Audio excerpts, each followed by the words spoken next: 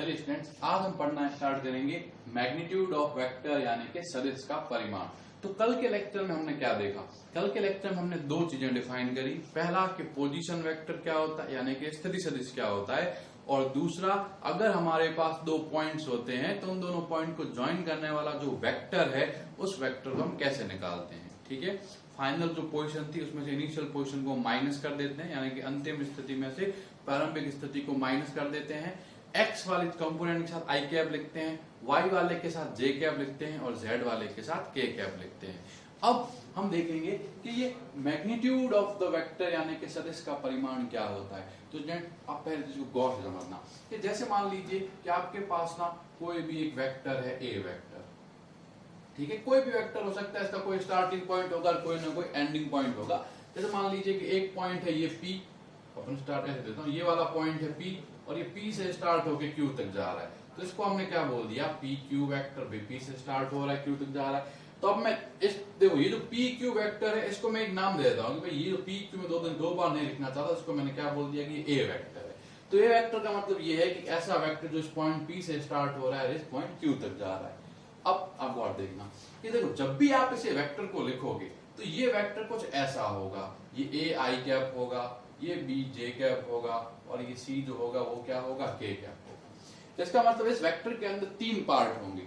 एक होगा आई वाला, आई का मतलब है एक्स डायरेक्शन वाला। ये एक होगा जे वाला, जिसका मतलब क्या है, वाई डायरेक्शन वाला। और एक होगा ये के वाला पार्ट, इसका मतलब क्या है कि जो जेड डायरेक्शन होती है वो वाला पार्ट। तो देखो ए वेक्टर हमारा क्या हुआ, A I cap plus B J cap plus C K cap. अब वेक्टर यानी कि सदिश की जो डेफिनेशन है, जो परिभाषा है, वो क्या कहती है कि इसके अंदर दो चीजें होती है। पहली क्या है, आप देखो जो आपने 9th-10th क्लास में भी जो डेफिनेशन देखी होगी वो क्या देखी होगी, ये देखी होगी कि वेक्टर यानी कि देखो एक वेक्टर के पास मैग्नीट्यूड भी होता है और डायरेक्शन भी होता है, यानी किसी भी सदिश के पास परिमाण भी होता है और दिशा भी होती है। ठीक है, तो पहले हम ये देखेंगे कि दिशा कैसे निकालेंगे और फिर हम ये देखेंगे कि इसका परिमाण कैसे निकालेंगे। ठीक है, पहले हम देखेंगे कि इसका मैग्नीट्यूड यानी कि परिमाण कैसे निकालेंगे और फिर हम देखेंगे कि इसकी दिशा कैसे निकालेंगे। अब क्वेश्चन है सबसे पहला कि आखिर इस मैग्नीट्यूड यानी परिमाण का मतलब क्या होता है। तो स्टूडेंट्स, मैग्नीट्यूड यानी परिमाण का मतलब होता है लेंथ ऑफ वेक्टर, यानी जो भी आपने वेक्टर बनाया है इसकी लेंथ यानी कि इसकी लंबाई कितनी है, यानी एक तरह से क्या हो गया, सदिश की लंबाई। ठीक है, ये हमारा क्या हो गया, लेंथ ऑफ वेक्टर। और लेंथ ऑफ वेक्टर को ही हम क्या कहते हैं, मैग्नीट्यूड यानी कि उसका परिमाण कहते हैं। अब क्वेश्चन है कैसे निकाला जाएगा। तो देखो ये हमारा वेक्टर है। अब मैग्नीट्यूड, ठीक है, यानी कि परिमाण को बताने के लिए हम क्या करते हैं, इसके आगे इस तरह से दो जो है, एक लाइन इधर खींच देते हैं, एक लाइन इधर खींच देते हैं और इससे हम ए भी लिख सकते हैं। जब आप ए वेक्टर के ऊपर से वेक्टर वाला साइन हटा देते हो तो इसका मतलब है कि ये क्या है, इस वेक्टर का मैग्नीट्यूड है यानी कि परिमाण है। अब क्वेश्चन इसका वैल्यू क्या होता है, तो इसकी वैल्यू आप याद रखेंगे, ये होगी अंडर रूट ए आई के साथ क्या है ए, तो ये क्या कर दीजिए ए स्क्वायर, प्लस जे के साथ क्या है बी, तो ये क्या कर दीजिए बी स्क्वायर, और के के साथ क्या है सी, तो ये क्या कर दीजिए सी स्क्वायर। तो देखो अंडर द रूट जो भी आई कंपोनेंट है उसका स्क्वायर, जो भी जे कंपोनेंट है उसका स्क्वायर और जो भी के कंपोनेंट है उसका स्क्वायर करके हम ऐड करके क्या कर देंगे, इसको अंडर रूट ले लेंगे। एक बात याद रखेंगे, जब आप पहली बार पढ़ रहे हो तो आपको कंफ्यूजन हो सकता है, इस आई जे और के को नहीं लेना, सिर्फ और सिर्फ आई के साथ जो लिख रखा है उसको लेंगे, जे के साथ जो लिख रखा है उसको लेंगे, के साथ लिख रखा है उसको लेंगे। एक मैं एग्जांपल ले लेता हूं।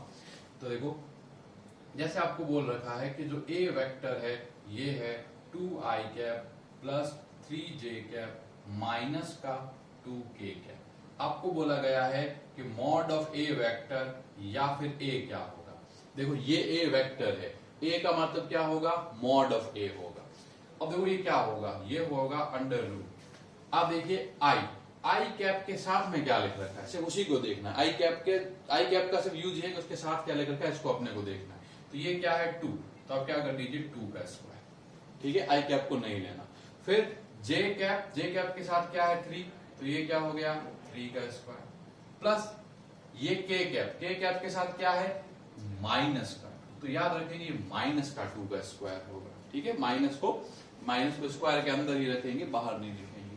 ठीक है, तो देखो स्टूडेंट्स ये क्या हुआ, under the root 4 plus 9 plus 4, यानी ये क्या हो गया, अंडर रूट 7। क्लियर हुआ। ठीक है, तो देखिए ये ए वेक्टर हमारा, ए वेक्टर का जो मैग्नीट्यूड है, जो परिमाण है, वो हम इस प्रकार से निकाल देते हैं। ठीक है, तो देखो स्टूडेंट ये क्या हुआ, इसका मैग्नीट्यूड हुआ। अब क्वेश्चन है कि इसकी डायरेक्शन यानी कि दिशा कैसे निकाली जाती है। ठीक है, तो देखिए अब ये जो है हमारा वो क्या है, ये नेक्स्ट टॉपिक है, ये हमारा जो काम आता है ना, देखो ये हमने क्या देख लिया कि मैग्नीट्यूड यानी कि परिमाण कैसे निकालते हैं। नेक्स्ट हमें क्या देखना है कि हम इसकी डायरेक्शन कैसे निकालते हैं। तो नेक्स्ट है हमारा डायरेक्शन ऑफ वेक्टर, यानी कि सदिश की दिशा, सदिश की दिशा।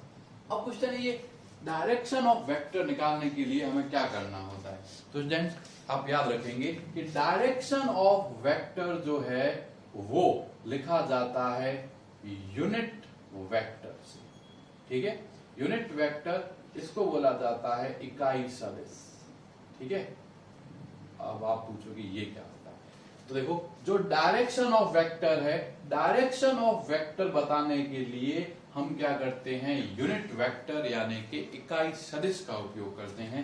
ये बात आपको याद रखनी है। यानी इसका मतलब क्या हुआ कि जहां पर भी हमें कोई भी वेक्टर का डायरेक्शन यानी कि दिशा निकालनी होगी, तो इसका सीधा सा मतलब ये है कि उस वेक्टर का क्या निकालना होगा, यूनिट वेक्टर निकालना होगा। अब क्वेश्चन है कि यूनिट वेक्टर क्या होता है, कैसे निकाला जाता है। तो हमारे पास ये है एक ए वेक्टर। ठीक है, ए वेक्टर कैसा है, A I cap plus B J cap plus C K cap. ठीक है, ये हमारा वेक्टर। अब इसके पहले हमने क्या देख लिया कि भाई इसका जो मॉड होता है, जो मैग्नीट्यूड होता है, जो परिमाण होता है, उसको हम क्या लिखते हैं, ए वेक्टर का मैग्नीट्यूड यानी ए। और ये किसके इक्वल हो जाता है, ये इक्वल होता है under the root A square plus B square plus C square. ठीक है, अब यूनिट वेक्टर ऑफ ए, बहुत सुनना, यूनिट वेक्टर ऑफ ए। ठीक है, या ऐसे बोला जाएगा ए का इकाई सदिश। अब कुछ जगह पर इकाई की जगह एकांक भी लिखा हुआ हो सकता है, तो उसमें कोई डरने की चीज नहीं है। इसको हम लिखते हैं ए, और फिर देखो जैसे हमने ये आई के ऊपर, जे के ऊपर और के ऊपर करा है ना, वैसा हम कर देंगे और इसको हम क्या बोलेंगे, ए कैप।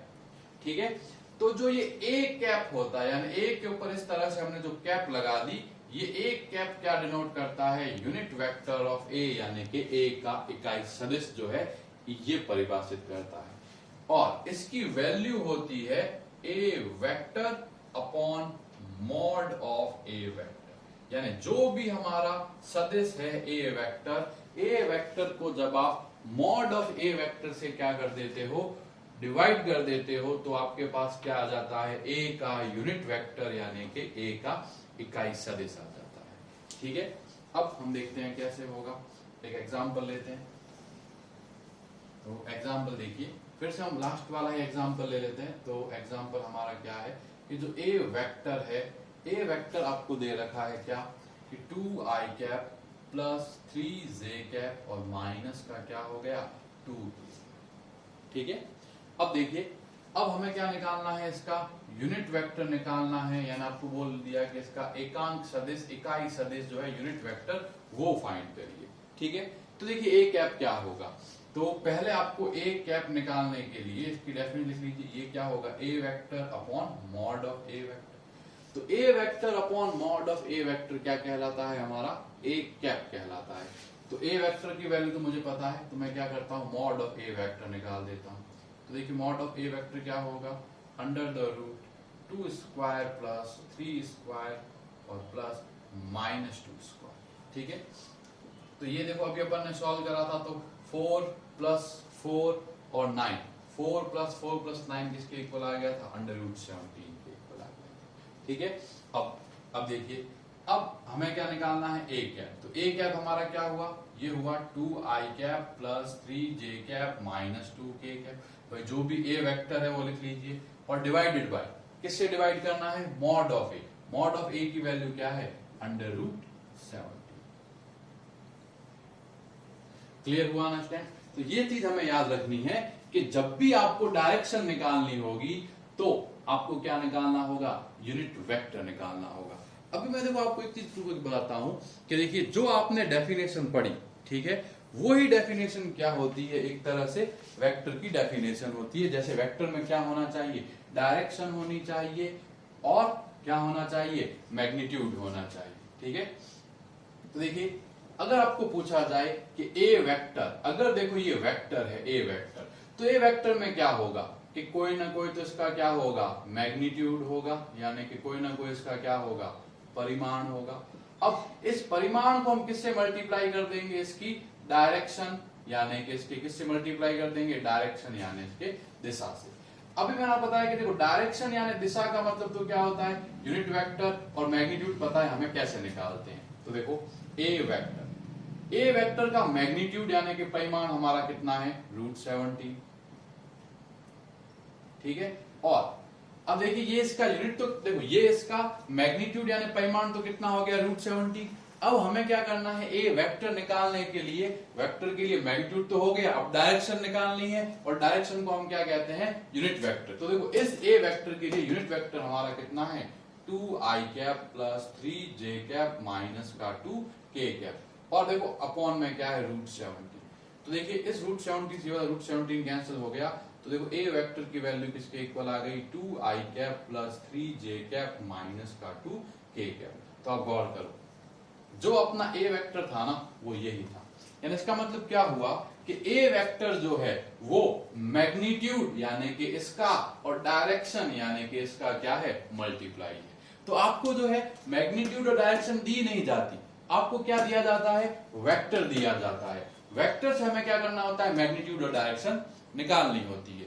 कुछ केसेस ऐसे होंगे जहां डायरेक्शन दे दी जाएगी, मैग्नीट्यूड दे दिया जाएगा, तो उन दोनों को मल्टीप्लाई करोगे तो क्या आ जाएगा, आपका वेक्टर आ जाएगा। बहुत इंपॉर्टेंट है वेक्टर जो है, जब हम फिजिक्स को स्टडी करेंगे तो वेक्टर से ज्यादा तो इंपॉर्टेंट कुछ होता भी नहीं है। जैसे हम कोर्स के अंदर आगे बढ़ेंगे तो आपको ये चीज समझ में आएगी। तो आज के लेक्चर में मैंने आपको दो बहुत सिंपल से कॉन्सेप्ट बताए, एक बताया मैग्नीट्यूड और एक बताया मैंने आपको कि डायरेक्शन कैसे निकालते हैं, और डायरेक्शन को निकालने का एक ही तरीका होता है जिसे हम कहते हैं यूनिट वेक्टर।